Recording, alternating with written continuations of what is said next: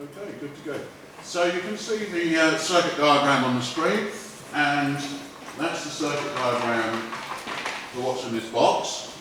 And inside this box, they don't stand on ceremony, they don't wrap a piece of label around a resistor and say that's 10k.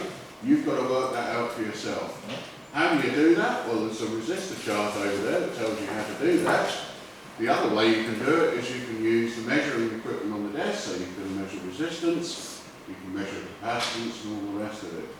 If you stick the wrong component in the wrong holes, it's not the end of the world, but it can result in damaging your tracks. And like I say, you get one, you don't get two, so if you mess up, then I'm afraid you're not going to have a beeping machine at the end of it that finds metal.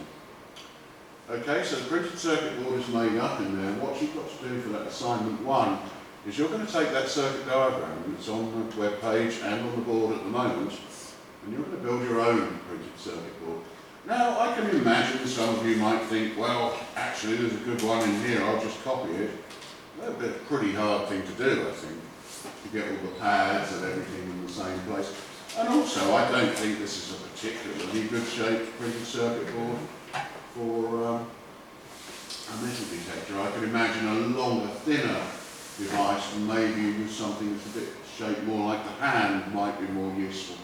So I can imagine that your board would be considerably better ergonomically designed than this one.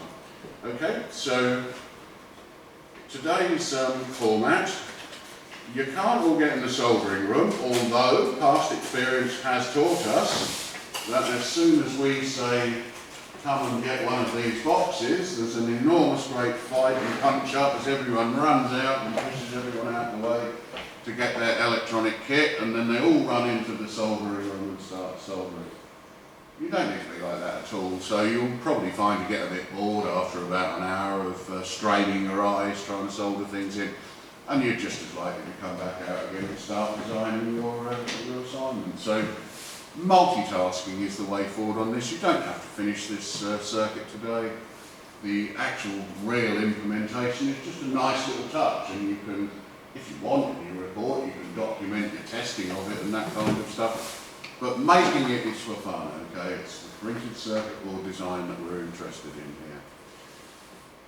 When your PCB is designed, if you want, well, Mike's going to give you a talk on how to export Gerber files and get these things made. If you want to send it off to PCBWay and get it back, we'll pay for it. So you can send that off, 3 days later you can get it back, and all the components you need are in those trays out the back, so you can even put it together so you can have 2 metal detectors. How about that? One that you designed, one that came out of the box. It's not compulsory. Would I be impressed and add a couple of marks if you evidence that you built it? Yeah, I think I would. Why wouldn't I? But it's not going to form a significant part of the assignment grade. It's going to be more about the explaining of the process and what you've learned and all the rest of it. Does that make sense? Yeah?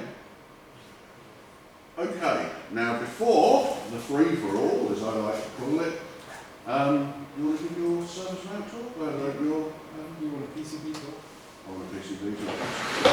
Yeah? Okay, let's get the camera on Mike. So Mike's going to talk to you. Remember last week, footprints were the name of the game. They're really, really important. And Mike's going to give you a discussion on different types of footprint.